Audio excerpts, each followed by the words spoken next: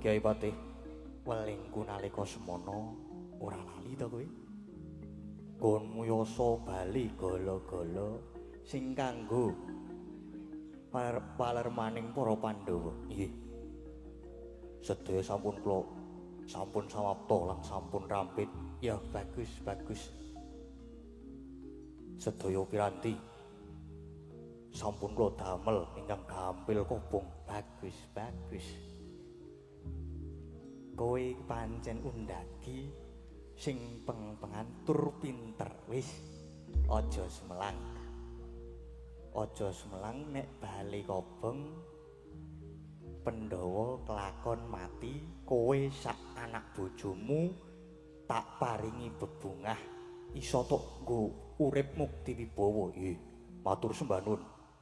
Matur sembah nuwun Kyai Patih. Ya wis Kuruncana. Mung kari nunggu dawuh saka aku nangguh wanci sing prayoga golek lenaning para Pandhawa. Nggih ngestuaken dawuh.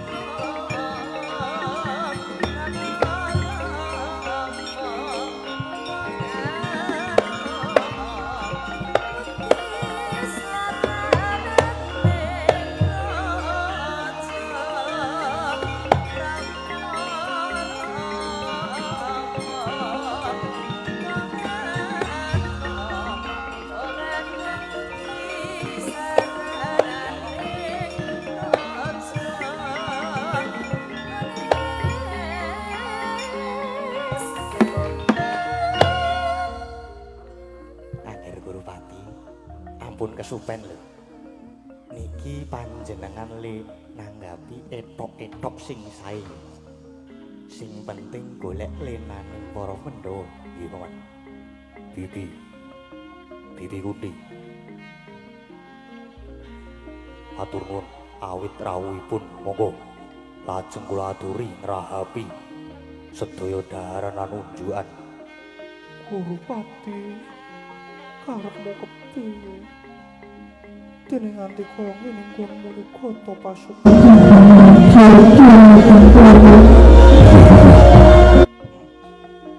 Kula ngrumaosi bilih kamukti negari ngastana menika sanes gadahan kula.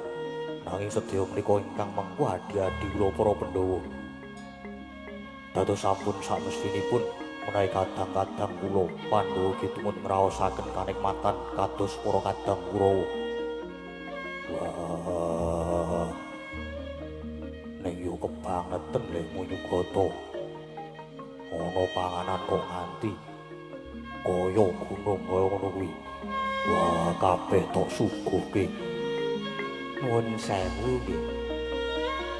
Mbok inggih to sampun anggenipun rembagan.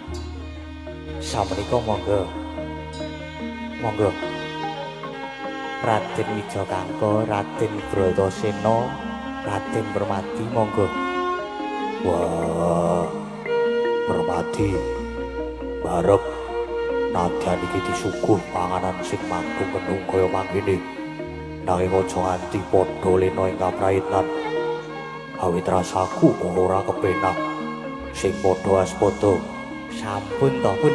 Monggo sami dipun rahapi Kurawa kabeh wae. Yo, gek do mangan-mangan ngopi bareng. Udut bareng karo para pendhawa. Monggo. Monggo sedaya kemawon dipun rahapi. Monggo, monggo Raden.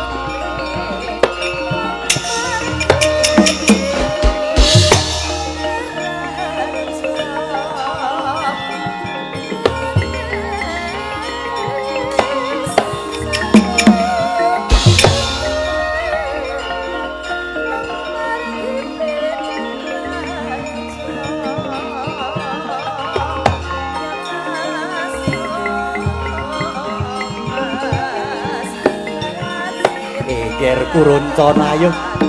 Gek ndang ditindake Ger Kuruncana.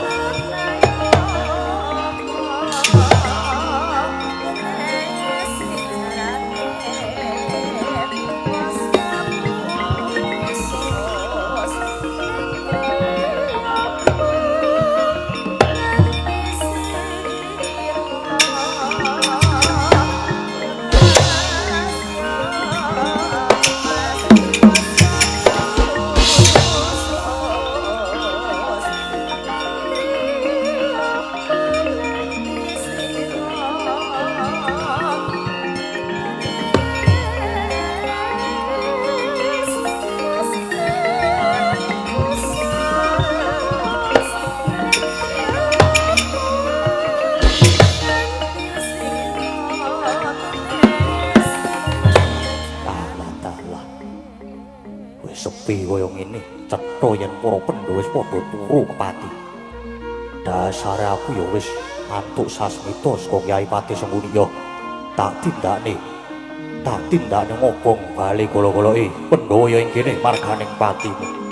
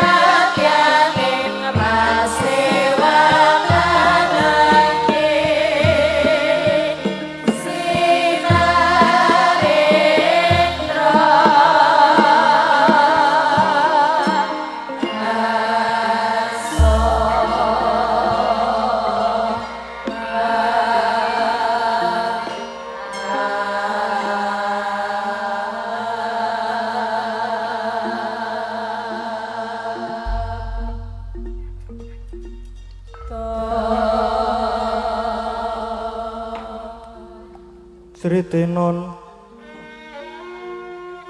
ning wasewakan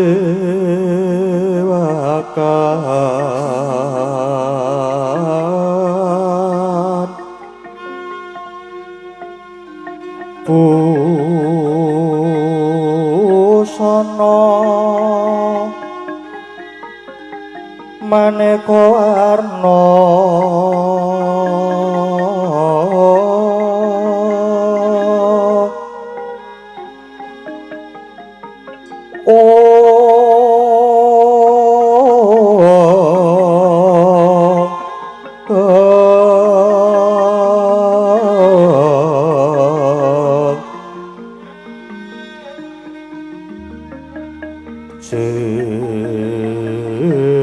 Jebak puspiteng udyana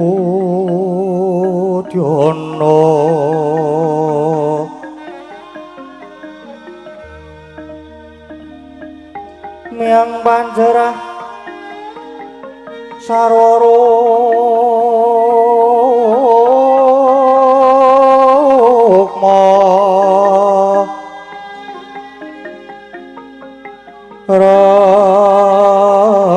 ranggeng manik Narawata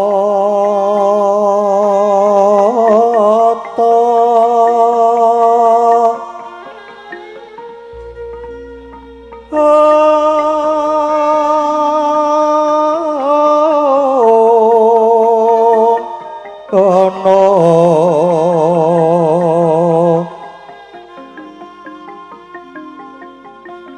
Obra-brabanya kang sumirat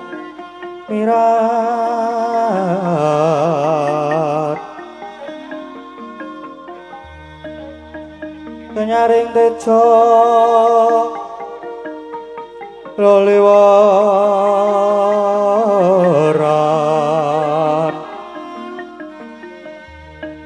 lireki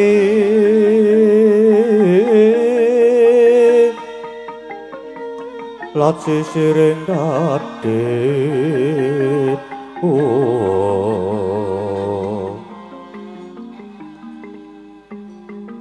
Wimbo kakantamre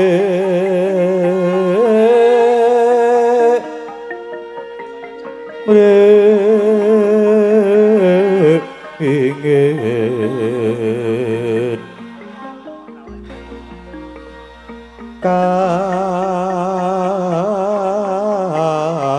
tiuping samirana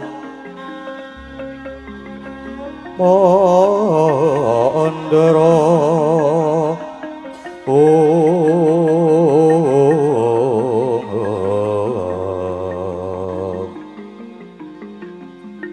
sabaran mangambar bungas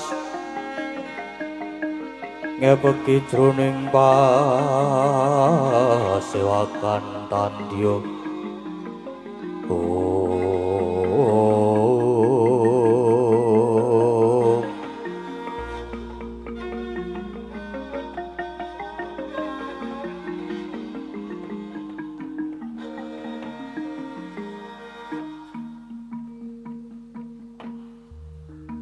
jagat mangestu ngara ayah Bathara Jagat.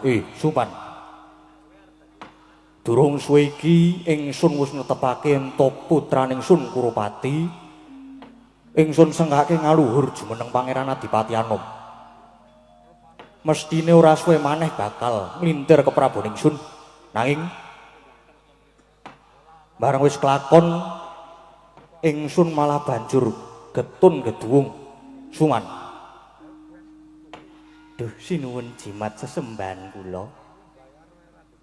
Menapa daruranipun mekaten, dene malah lajeng rumaos getun. Getun merga ingsun gegabah gusah-gusuh tanpa naliti luwih dhisik Pandhawa kuwi sejatine isih waluya apa ora. Inggih. Nanging kasunyatanipun para Pandhawa sampun sirna. Sing mbok nggo dasar yen Pandhawa wis padha sirna apa? Nuwun sewu Bapak Prabu. Nalika semanten dipun adani pahargyan suka parisuka wonten ing laladan wana warata ingkang mapan ing Bali gala-gala. Para Pandhawa kaliyan Kakang Mbok Dewi Kunthi nedhengipun eca bojoan Andrawina boten ngertos sangkan paraning bilahi dumadakan bali kubar dening Dahana. Kula lan Kurawa saged uwal saking bebaya pangamuk ing ladu nanging para Pandhawa nalika semanten boten saged medal saking pangebunging Dahana. Satelasing uruping ladu ing mriku wonten kandha cacah 6. Lah pramila kanthi bukti menika kula saged mesthekaken yen to kandha cacah 6 menika cetha kunarepanipun para Pandhawa lan setunggaling wanita menika mesti kandhanipun Kakang Mbok Dewi Kunthi. Menika Bapak Prabu. Yo, nanging bali gala-gala kuwi kira-kira kobong dhewe apa diobong? Gagewang Sulana sengkuni. Wah, nyemanggaken yen menika. Pripun Kakang Durna? Mbok ya sampeyan ki ngewangi kula to Kakang. Lole. Sing ditakoni iki sampeyan. Kok aku kon ngewangi? Ayo salah iki Dondrawinan aku ra mbok undangi. Pun mriku dipenake. Matur napa wonten mawon. Piye sengkuni? Ora iso wangsulan to kowe? Suman saiki ketok blangmu. Ketok gedhoamu, kabehmu jebulmu ngaya-wara. Merga bali gala-gala kuwi sejatine wis mbok rantam luwih dhisik. Kowe kongkonan karo andhanmu sing jeneng Kuruncana. Bali gala-gala digawe supaya gampang kobong. Ya ora? Ya ora, Suman. Sing kudu dinalar kuwi umpama para Pandhawa wis padha sirna mestine layon sing ana kono ora mung cacah 6.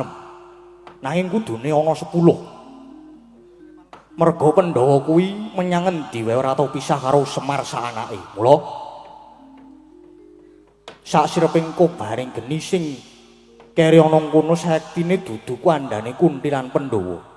Nanging kuwi yektine kandhane Waranda lan anak-anake sing uga cacah 5 saka traing Nisada. Nalika semana para Sudra sabubaring mangan larataning Pandhawa banjur padha turu kepati banjur balene kobong. Kobonging bali prayitna para Pandhawa bisa wal saka pangamuking geni. Dadi bisa dipestheke yen to Pandhawa lan Nyai Kunthi kalenggan iki isih sugeng. Pandhawa isih waluya wis kuwi Suman. Saiki ku arep wangsulan kepiye? Nanging nuwun sewu. Koko Prabu kok saged prisa? Suman. Ya senadyan mripatku iki wuta, nanging ingsun uninga merga 7 dina kepungkur wa penembaning Talkanda rawuh ing Astina paring kabar babagan lakon kang sanyatane dumadi. Lan paring kabar yen Nyai Kunthi Pandhawa isih waluya. Mula Suman lan kowe Gendari. Rene nyatane Pandhawa isih diayomi dening Gusti Kang Maha Agung. Mula bakal ingsun jabel sabdaning sun Kurupati tak jabel. Ora sida tak jumenengake ratu ing Astina. Ya dina iki uga negara Ngastina bakal ingsun paringke marang para Pandhawa.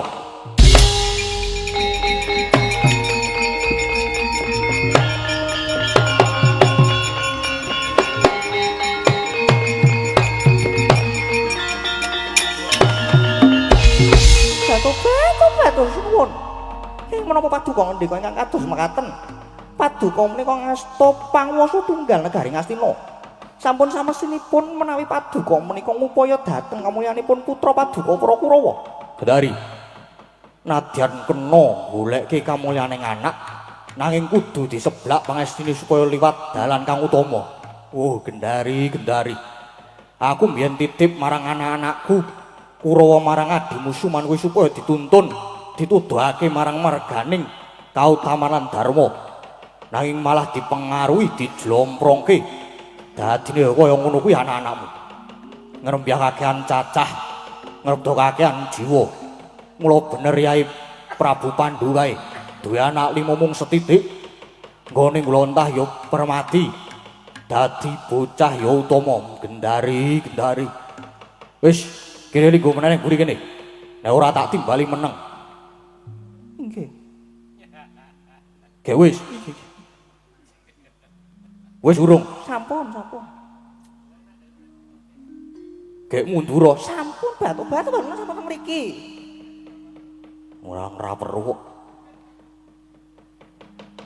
Duh, Rama Prabu.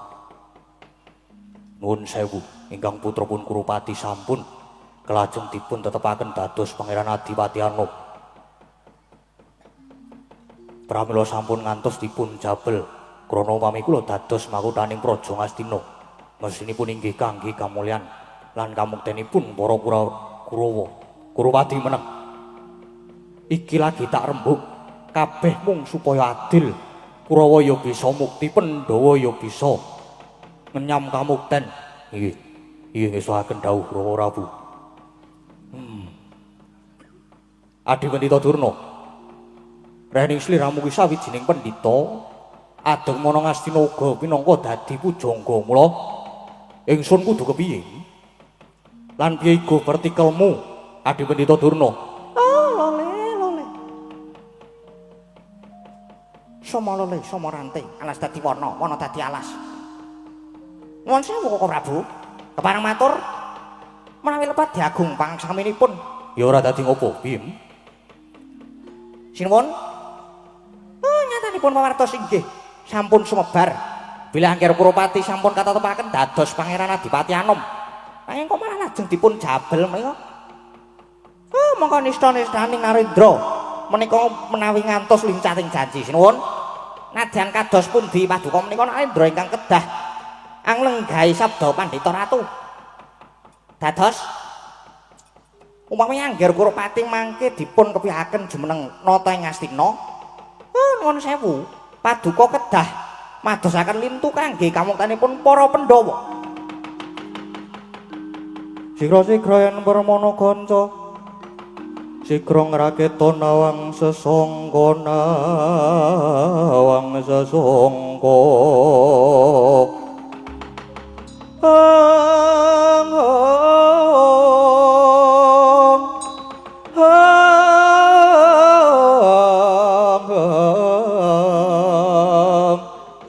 Nalendra mbek marosing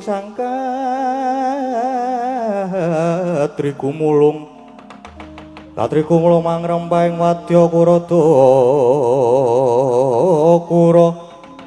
kura reka kiri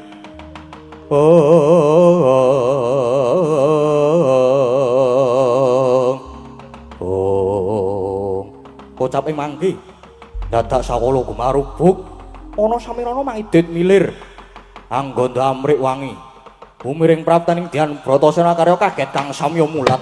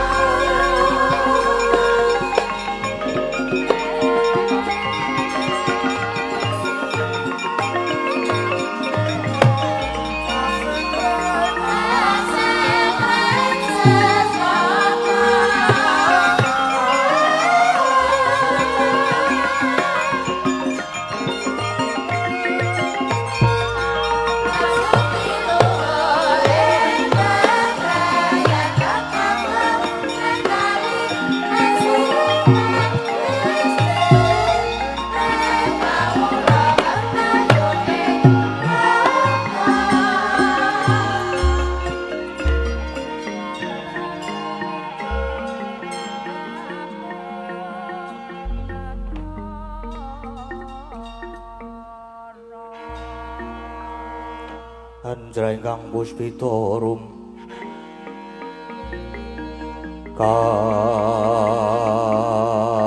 kasiliring samiran mrip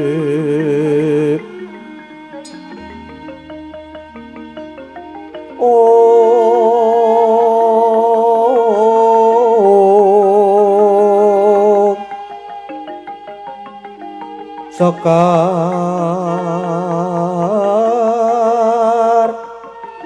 gadung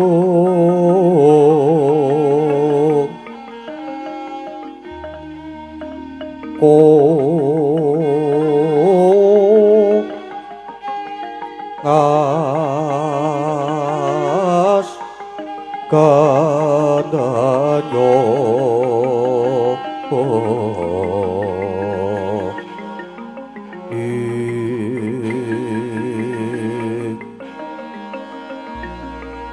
maweh raras retnaning griya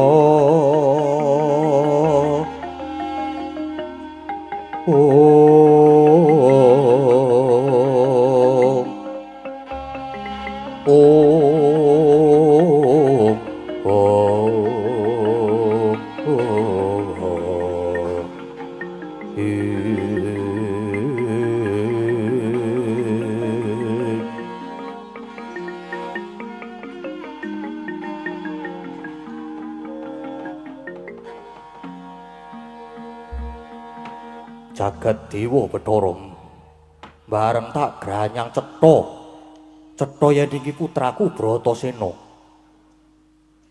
kang mengkono Suman gagelekno mripatmu sing suwan iki sapa sing jaremu wis sirna nggih mboten klentu menika Angger Bratasena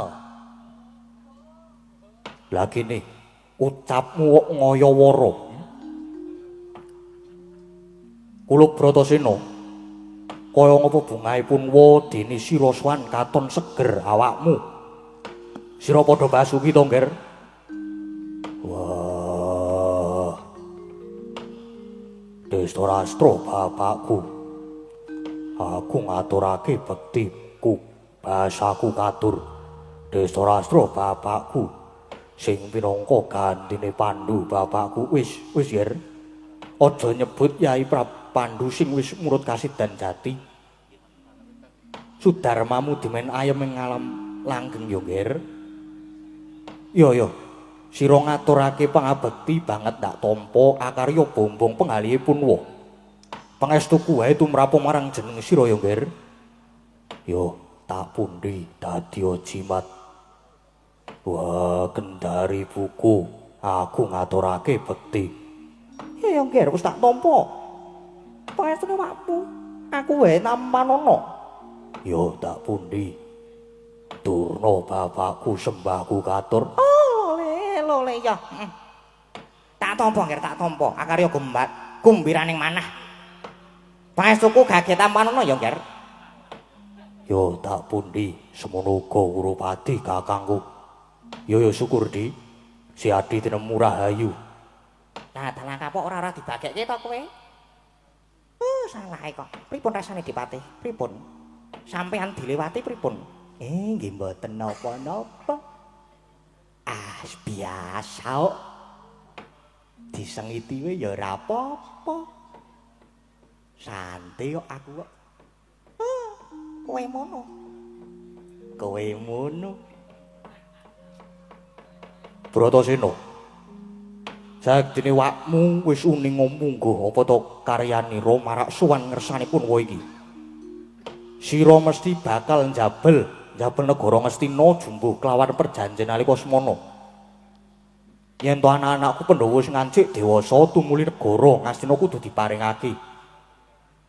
Ndak pasrahke marang para Pandhawa nanging pun bapa kudu kepiye Ngger. Jernyatane ya amarga kabar sing tak tampa yen sira sasedulur wis padha sirna nuli kakangmu Kurupati wis kelakon ingsun sengkake dadi Pangeran Adipati Anup kang mestine ora suwe maneh bakal kakepyak ki jumeneng Nalendra ing Astina. Oh, Bratasena destun temen. Dene aku tumindak gegabah tanpa nganggo naliti luwih dhisik. Satemah anak-anakku pendha malah saya wimbuh kasang saya. Apuranen pun waya ngger. Wah, Destarastra bapakku. Aja kleru ing anarga tekaku ana kene. Wah, yektine aku ora nedya nagih janji. Aku ya ora arep njabel baline negara Ngastina. Nanging tekaku mung bakal caos pangabekti lan ngatonaken kalamun Bratasena sak sedulur kalenggan iki isih urip. Wah, isih pinaringan rahayu wilujeng. Kuwi wae Destarastra bapakku jagat dewa Bathara. Nganti tekan semono lekas kautamanmu ya Ulup. Ora sah kakehan gunung sing tanpa guna ingkang wigati leganana penggali ewakmu.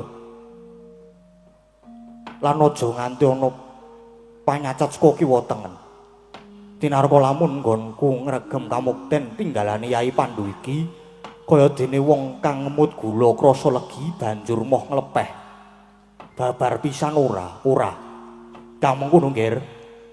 Iki ana kamukten kanggo sira sak sedulur wujute alas gung liwang-liwung. Wana mertani ya wana marta. Babaten kinarya Badrakutha Lungguwana. Lan kanggo mukti anak-anakku pendha ya ngger Bratasena. Manganjur lakuning angin gugur anggraning gunung. Orok bumi prakampita.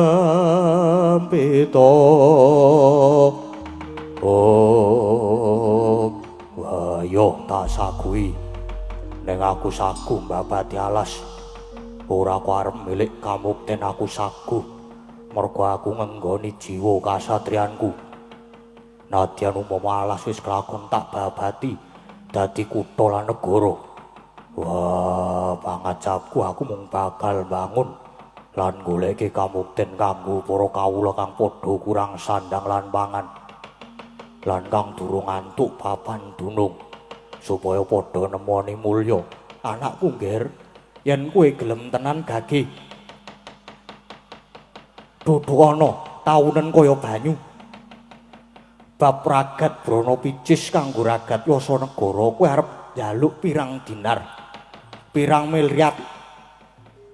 Ngger, wah aku ora arep njaluk probya. Ora njaluk probya kanggo ragat. Sing baku mung pangestumu wae tak suwun. Wah, muga kasembadan nggonku bakal goleki kamukten kanggo para kawula jagat dewa Bathara. Ya, anakku ngger Bratasena. Bocah kok kaya ngono bergasi. Katone mono agal nanging jebul ngrawit bebudene. Ya ngger ya. Lungsen tak bebakali, tak paringi pangestu muga lebda ing karya kalih sambika lado seka Gudha Rencana ya ngger Bratasena. Ya.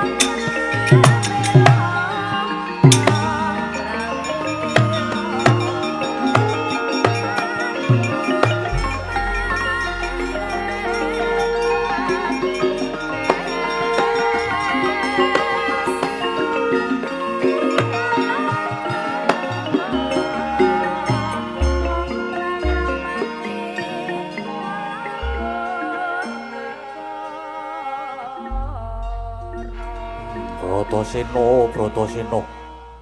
Kok ngrawit temen bebudene. Guruwadi. Mripatmu weruh, kupingmu krungu yen adimu Bratasena kesaguhane kaya mangkono. Wajib mbok tulat kuwi, ngerti? Inggih, Rama Prabu. Inggih piye? nek inggih kudune ya tanggap. Gersanipun Kanjeng Rama, adimu Bratasena ditungkol lakune lan diawat-awati. Lan mulengku aja pisan-pisan kowe lan adi-adimu Kurawa kena pengaruhe makmu cilik Sengkuni.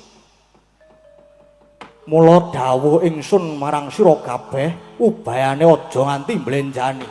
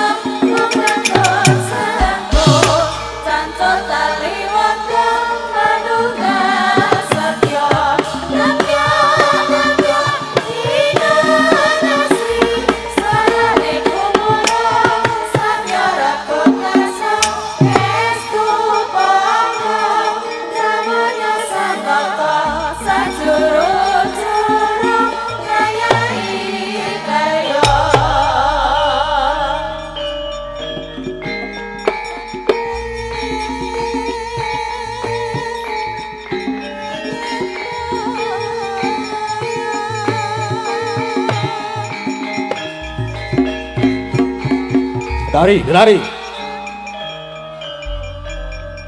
Ilah iku mundur sik.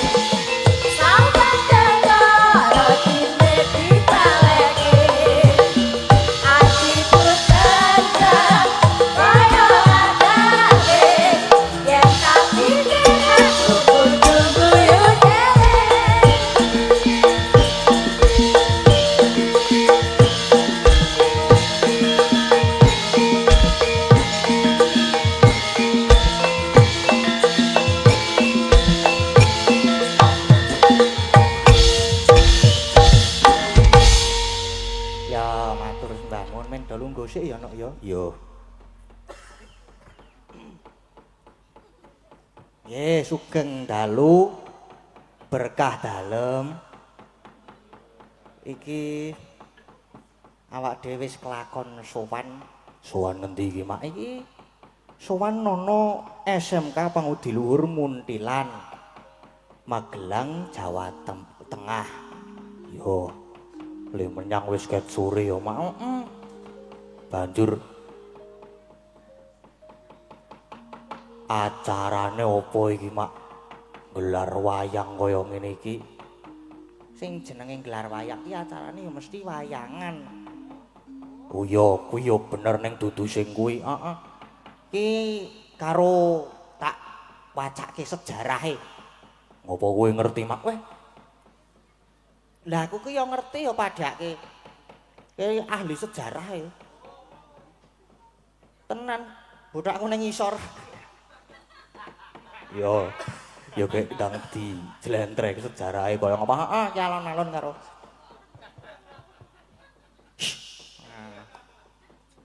Sejarahnya berawal dari dirintisnya Ambat School RC Quake School di Muntilan oleh Bruder sapa iki Mas? Oleh Bruder Diyong dan RFB Setiadi Setyo Raharjono pada tanggal 1 Juli 1930. Apa kowe wis lahir, Pak? Wis. Kepiye to aku ki reinkarnasi capung. Banjur ana pada pemerintahan RI jadilah Sekolah Teknik Kanisius 1 jurusan mesin dan Sekolah Teknik Kanisius 2 bagian bangunan gedung. Yo, Barulah pada tanggal 1 Januari 1972 kedua sekolah SD tersebut diserah terimakan penyelenggaraannya pada Yayasan Pangudi Luhur. Dengan demikian menjadi SD Pangudi Luhur 1 dan SD Pangudi Luhur 2. yo banjur Apa iki?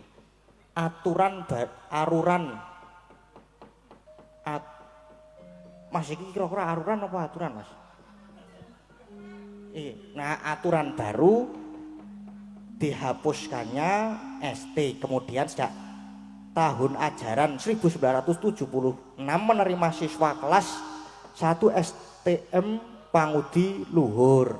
yo Sak bajure babak baru segera dimulai tanggal 24 April 1979 dengan direncanakan proyek pembangunan dan pengembangan STM Pangudi Luhur yang disponsori oleh Miserior di waduh lagi ilatu Jawa ki Aekchen. Wah, meng dinyek aku ngene iki. Diece iki aku. Miserior di Hus. Urung rampung le omongan wah. Jerman Barat tegese wis maksude kuwi. yo Sehingga pada tanggal 2 Maret 1982 proyek tersebut dapat diresmikan penggunaannya dengan tergabungnya SMK Pangudi Luhur Muntilan dengan program kerjasama Indonesia Jerman Institute utawa IGI di bawah IGI Center dalam bidang desain furnitur dan produksi. PIKA atau PIKA Semarang pada tahun 2003 untuk mengembangkan dan meningkatkan kualitas pendidikan serta pelatihan industri di daerah guna memberikan kesempatan pada kelompok masyarakat miskin serta mendukung kemajuan industri lokal. yo sabajure sono apa ora, Mak? Isih ono. SMK Pangudi Luhur Muntilan menggunakan sistem kontrol SPMI sistem penjamin mutu internal dan memiliki 4 program keahlian, yaitu 1 ada teknik furnitur, 2 desain permodelan dan informasi bangunan, 3 teknik otomotif, sing 4 teknik mesin. Yo banjur iki ana visi dan misine. Yo apa mak visi dan misine? Visine menghasilkan lulusan yang berkarakter baik, berkompeten, unggul dan terdepan di tingkat global. Yo banjur misine apa? Misine A, mendampingi peserta didik dalam menerapkan nilai-nilai karakter baik yang berlandaskan Allah adalah kasih. B, mendampingi peserta didik menguasai kompetensi sesuai bidangnya agar dapat mengaplikasikannya dalam kehidupan maupun untuk studi lanjut. Yo. C, mendampingi peserta didik untuk berprestasi, unggul dan terdepan agar menguasai kompetensi sesuai dengan perkembangan zaman. Yo. Isono keri DVD, mengupayakan sarana dan prasarana serta unit produksi sesuai perkembangan zaman. Ngono no yo mak. Yo karang yo piye yo? Ora pati pinter mak aku ki mak. Nek kono omongan yo sak uni-unine iki yo. Karo kula nuwun mau ya wis mampir. Mampir nanti sore mau mampir wonten daleme Pak Radio Harsono. Yo lemu salin yo ning kono. Heeh. Leku ganti yo ning kono wah jan. Disuguhi macem-macem. Neng kene yo ngono. Dadi yo wis wareg aku saka ngomah macem-macem. Ning daleme Pak Radio macem-macem, neng kene macem-macem wah jan wareg tenan aku yo. Saiki visi misine wis wis diaturke. Saiki mung kari iki bengi iki barang iki ana bintang tamune. Bintang tamune sapa? Bintang tamune Denok Tatin karo Mbak Elisa. Yo isih Denok, isih aku rung bosen nyeluk Denok kok. Ana jane ana sing bosen nyeluk Denok ki ana. Kuwi kakangku Gadang kuwi bosen nyeluk Denok ya. Bosen nyeluk Denok kok terus pedhot karo yange. Lek grantos mentok Kang kowe iki Kang. Golek ana. Aku wis ngerti kok aku kuwi sejarah-sejarahmu kuwi ngerti kok aku kok. Ayo nek ora kowe sapa meneh. Ha iki karo